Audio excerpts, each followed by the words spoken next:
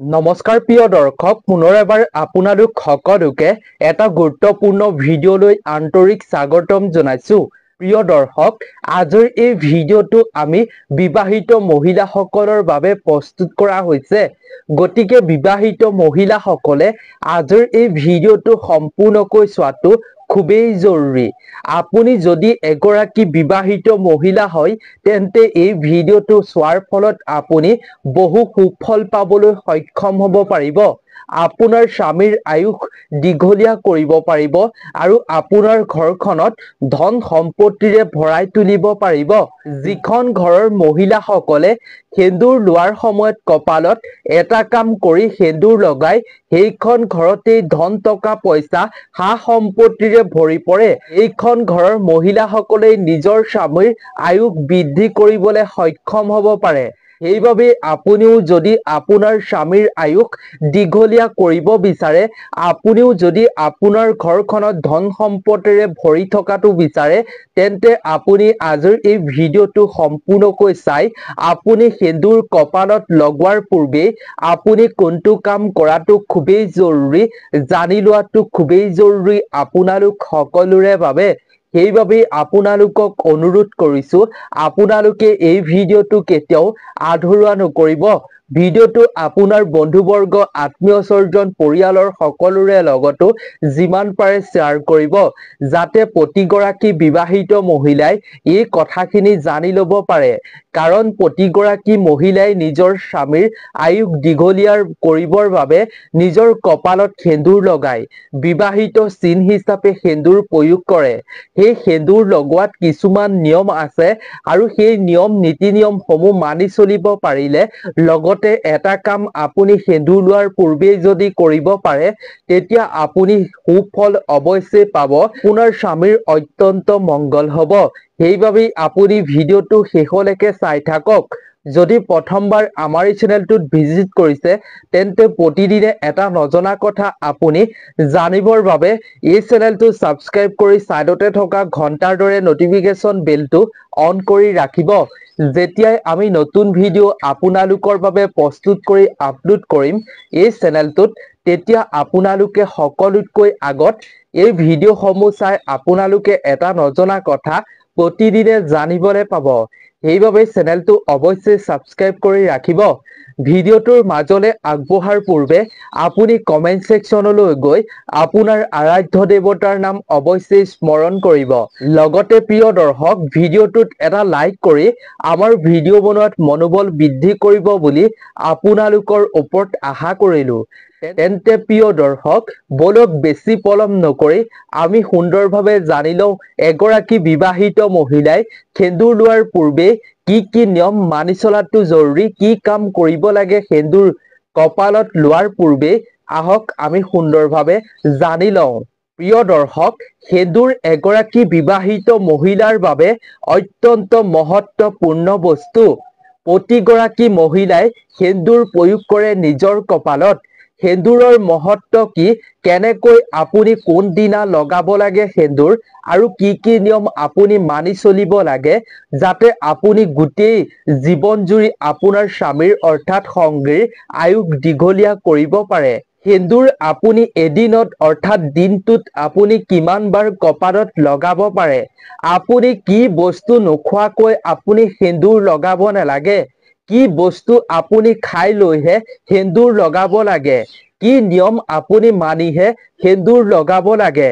লগতে প্ৰিয় দৰ্শক, আপুনি কোন কেইটা দিনত আপুনি কপালত সেন্দুৰ লগাব একেবাৰে নালাগে, শাস্ত্ৰই ইয়াৰ বিষয়ে কি কৈছে আপুনি জানি লোৱাটো খুবেই জৰুৰী।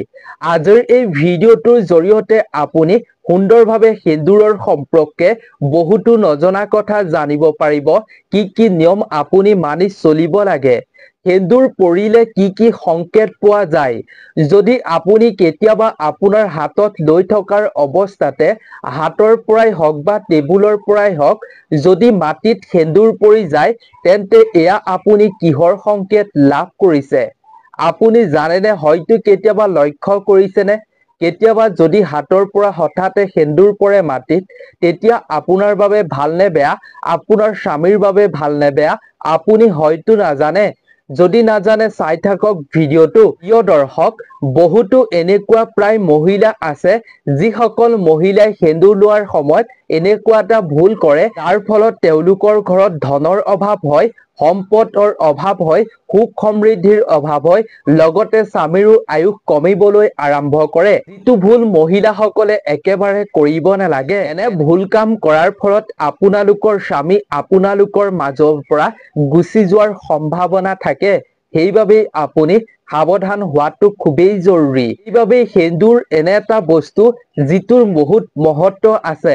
বিবাহিত মহিলাসকলক লৈ বহুতো কথা কোৱা হৈছে সেন্দুৰ লগোৱাৰ বিষয়ে শাস্ত্ৰত। হিন্দু ধৰ্মৰ মতে বিবাহিত মহিলাসকলৰ বিবাহ হোৱাৰ এইটো এটা চিন বুলি কোৱা হয়।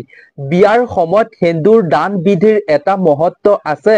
ইয়াৰ পিছতহে বিয়া সম্পূৰ্ণ হয় বুলি শাস্ত্ৰত কোৱা হৈছে। বিবাহৰ পিছত সকলো বিবাহিত মহিলাই সেন্দুৰ লগোৱাটো কপালত খুবেই জৰুৰী। অকল প্ৰিয় দৰ্শক, ধৰ্মীয় শাস্ত্ৰৰ বিশ্বাসেই নহয়, ইয়াৰ ওপৰত কিছুমান বৈজ্ঞানিক কাৰণো আছে। ধৰ্মিক মান্যতাৰ অনুসৰি সেন্দুৰ লোৱাৰ বহুতো নিয়ম পালন কৰিব লাগে। যিসকল মহিলাই বিবাহ হোৱাৰ পাছত এই নিয়মসমূহ মানি সেন্দুৰ নলয়, সেইসকল মহিলাৰ স্বামীৰ স্বাস্থ্যৰ লগতে তেওঁলোকৰ ধন টকা পইচাও হানি হয়। গতিকে আহক প্ৰিয় দৰ্শক, বেছি পলম নকৰি আমি সেন্দুৰৰ বিষয়ে কি কাম কৰিব লাগে, কি কাম কৰিব নালাগে, সেন্দুৰ লোৱাৰ পূৰ্বে আপুনি কি কাম কৰি ল'ব লাগে, আহক আমি জানো এইবাৰ সুন্দৰভাৱে। 1 নম্বৰতে হৈছে প্ৰিয় দৰ্শক, আপুনি যিমান বাৰ মূৰত ফণি লগাব, সিমান বাৰ আপুনি সেন্দুৰো লগাব লাগে কপালত। বেছিকৈ নহয়, অলপ অলপকৈ আপুনি সেন্দুৰ লগাব লাগে। কোৱা হৈছে যে প্ৰিয় দৰ্শক, সেন্দুৰক ভগৱানৰ ওচৰত জোখা হয়। সেইকাৰণে সেন্দুৰ বহুত বেছি খৰচ কৰিব নালাগে। বেছিকৈ আপুনি সেন্দুৰ প্ৰয়োগ কৰিব নালাগে, অৰ্থাৎ ল'ব নালাগে। 2 নম্বৰতে হৈছে মূৰ ধুই অহাৰ পাছত আপুনি কিবা এটা মিঠা বস্তু যেনে চেনি গুড় অলপ আপুনি পায়স খাইহে সেন্দুৰ লগাব লাগে। তাৰ প্ৰতি মহিলাসকল সাৱধান হোৱাটো জৰুৰী।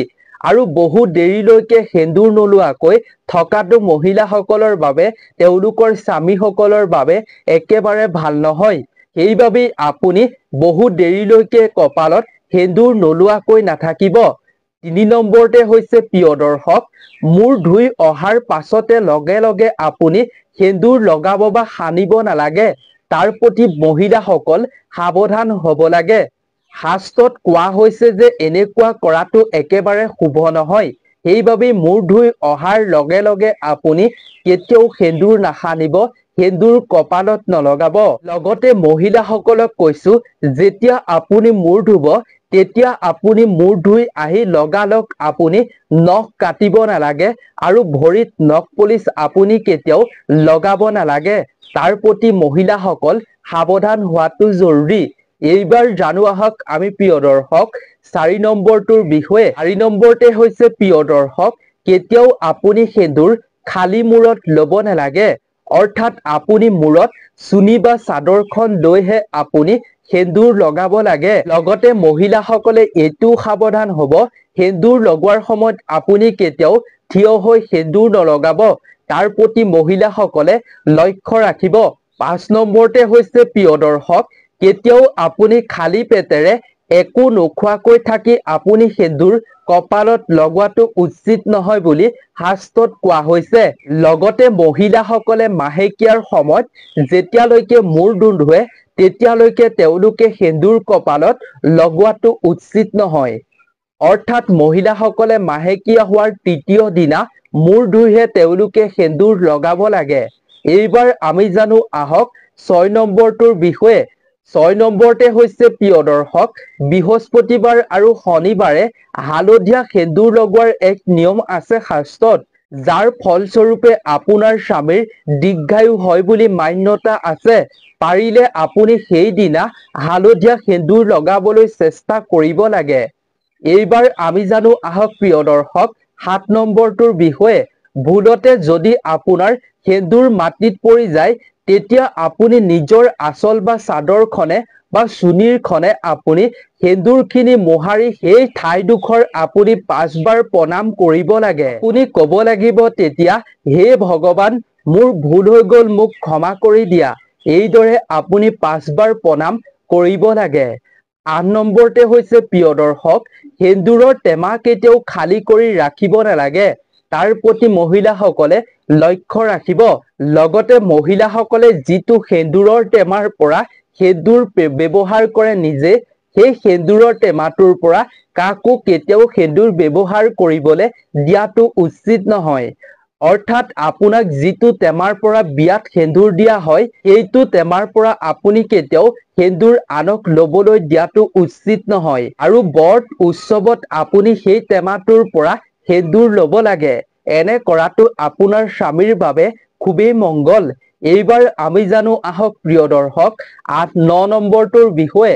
9 নম্বৰতে হৈছে, কেতিয়াও আপুনি লোহা ষ্টীলৰ টেমাত আপুনি বাকচত সেন্দুৰ থব নালাগে। যিটো টেমা আপুনি ব্যৱহাৰ কৰিব সেন্দুৰ থয়, সেই টেমাটো ষ্টীলৰ বা লোহাৰৰ হ'ব নালাগে। তাৰ প্ৰতি আপুনি লক্ষ্য ৰাখিব।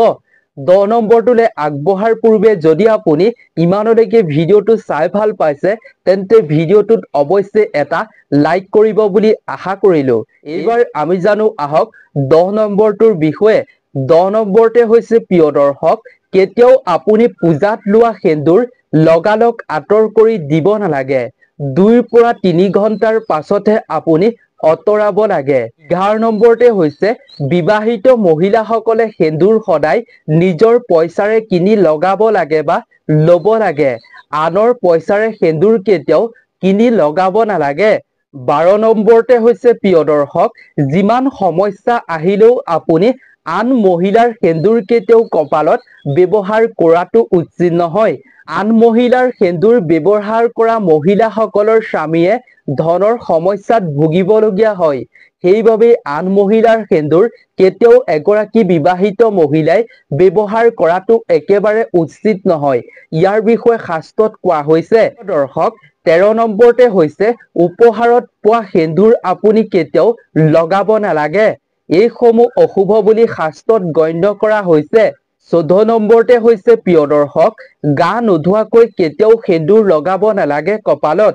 তাৰ প্ৰতি মহিলাসকল সাৱধান হ'ব। সেন্দুৰ লগাওঁতে সদায় স্বামীৰ দীৰ্ঘায়ু আৰু আয়ুস উন্নতিৰ বাবে আপুনি ভাবি সেন্দুৰ লগাব লাগে কপালত। তাৰ প্ৰতি আপুনি লক্ষ্য ৰাখিব। লগতে সেন্দুৰ যেতিয়া কপালত লগাব, তেতিয়া আপুনি মা পাৰ্বতীক মনতে ভাবিব লাগে, মনত পেলাব লাগে মা পাৰ্বতীক। 15 নম্বৰতে হৈছে, মাহেকীয়াৰ সময়ত সেন্দুৰ ল'লে মহিলাসকলে সেন্দুৰক অপমান কৰাৰ দৰে হয়। সেইবাবে মাহেকীয়া সময়ত সেন্দুৰ কেতিয়াও নলগাব। 16 নম্বৰতে হৈছে, সেন্দুৰ পৰাটো অশুভ বুলি মনা হৈছে শাস্ত্ৰত। সেইকাৰণে আপুনি ভালকৈ সেন্দুৰ থব লাগে আপুনি য'ত সেন্দুৰ ৰাখে। 17 নম্বৰতে হৈছে প্ৰিয় দৰ্শক, আনৰ সন্মুখত কেতিয়াও সেন্দুৰ লগাব নালাগে। এনে কৰিলে স্বামী আৰু পত্নীৰ মাজত হাই কাজিয়া হয় বুলি শাস্ত্ৰত কোৱা হৈছে। প্ৰিয় দৰ্শক 18 নম্বৰতে হৈছে, আপুনি শিৰত অৰ্থাৎ কপালত সদায় আপুনি গুড়ি সেন্দুৰহে লগাব লাগে। কিছুমান মহিলাই গুড়ি সেন্দুৰ নলগায়। ভাবে যে তেওঁলোকৰ নাক আৰু কপালত পৰি যাব। নাক আৰু কপালত সেন্দুৰ পৰিলে অত্যন্ত ভাল বুলি কোৱা হৈছে।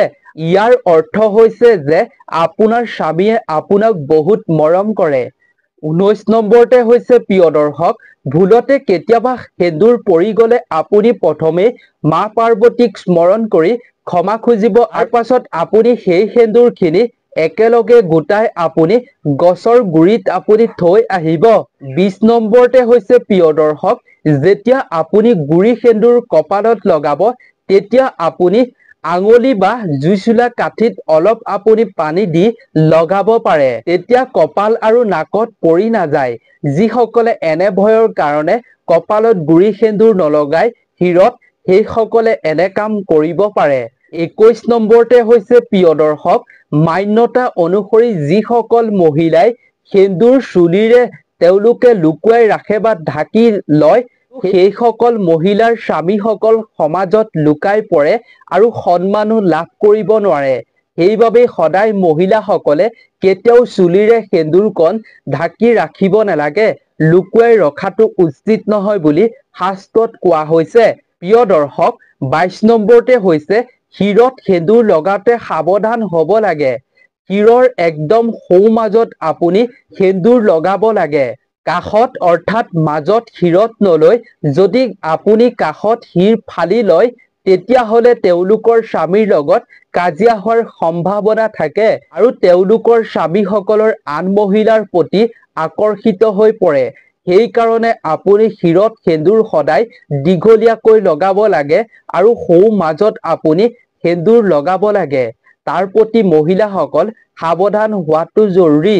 প্ৰিয় দৰ্শক, এইবাৰ আমি জানো আহক 23 নম্বৰটোৰ বিষয়ে। 23 নম্বৰতে হৈছে যিসকল মহিলাই শিৰৰ মাজত সেন্দুৰ লয় তেওঁলোকৰ স্বামীসকলৰ আয়ুস দীঘলীয়া হৈ গৈ থাকে। এনেকুৱা মহিলাসকলৰ ওপৰত, এনেকুৱা সম্পৰ্কৰ ওপৰত মা পাৰ্বতীৰ সদায় কৃপা দৃষ্টি থাকে বুলি শাস্ত্ৰত কোৱা হৈছে। 24 নম্বৰতে হৈছে প্ৰিয় দৰ্শক, যিসকল মহিলাই সেন্দুৰ লোৱাৰ আগতে তেওঁলোকৰ সেন্দুৰৰ টেমাটো কপালত লগাই প্ৰণাম কৰি সেন্দুৰ লগাই সেইখন ঘৰতে ধন সম্পত্তিৰে ভৰি পৰে আৰু সেইখন ঘৰতে সুখ সমৃদ্ধিৰে বিৰাজমান হয়। তেওঁলোকৰ পৰিয়ালৰ মাজত সুখ সমৃদ্ধিৰে ভৰি থাকে। কেৱল ইমানেই নহয়, সেইখন ঘৰৰ মহিলাসকলৰ স্বামীসকলৰ আয়ুস দীঘলীয়া হৈ গৈ থাকে। লগতে মা পাৰ্বতীৰো আশীষ এনেকুৱা ঘৰত সদায় থাকে। গতিকে প্ৰিয় দৰ্শক, এইখিনিয়ে আছিল সেন্দুৰৰ লগত জড়িত কথা। আপুনি যদি এই 24টা কথা মনত ৰাখি সেন্দুৰ লগাব পাৰে আৰু সেন্দুৰ লগোৱাৰ আগতে আপুনি সেন্দুৰৰ টেমাটো কপালত লগাই প্ৰণাম কৰি সেন্দুৰ লগায়, তেতিয়া আপোনাৰ ঘৰত সুখ সমৃদ্ধি বৃদ্ধি পাবলৈ, ধন টকা পইচাৰ অভাৱ দূৰ কৰিবলৈ সক্ষম হ'ব পাৰিব। এই 24টা কথা আপুনি মনত ৰাখিহে সেন্দুৰ আপুনি কপালত লগাব লাগে। সেন্দুৰৰ বিশেষ মহত্ব আছে শাস্ত্ৰত। সেন্দুৰ লগোৱাৰ এই শাস্ত্ৰৰ এই নিয়মখিনি মানি চলিব পাৰিলে আপোনাৰ স্বামীৰ দীৰ্ঘায়ু কামনা কৰিব পাৰিব, সুস্বাস্থ্য লাভ কৰিব পাৰিব। সেইবাবে আপুনি এই 24টা নিয়ম মানিহে সেন্দুৰ প্ৰতিদিনে লগাব লাগে। গতিকে যদি আপুনি ভিডিঅ'টো চাই কিবা এটা নজনা কথা জানিব পাৰিলে তেন্তে প্ৰিয় দৰ্শক, আপোনালোকৰ বন্ধুবৰ্গ, পৰিয়ালৰ সকলো সদস্যৰ লগতে বিবাহিত মহিলাসকলৰ লগত এই ভিডিঅ'টো যিমান পাৰে সিমান শ্বেয়াৰ কৰক, যাতে তেওঁলোকেও এই 24টা নিয়ম মানি তেওঁলোকে সেন্দুৰ লগাব পাৰে কপালত। সেইবাবে সকলোৰে লগত শ্বেয়াৰ কৰি দিব। গতিকে আজিৰ এই ভিডিঅ'টো ইমানেই আছিল। নতুন এটা ভিডিঅ'ৰ লগত আপোনালোক সকলোকে লগ পাম।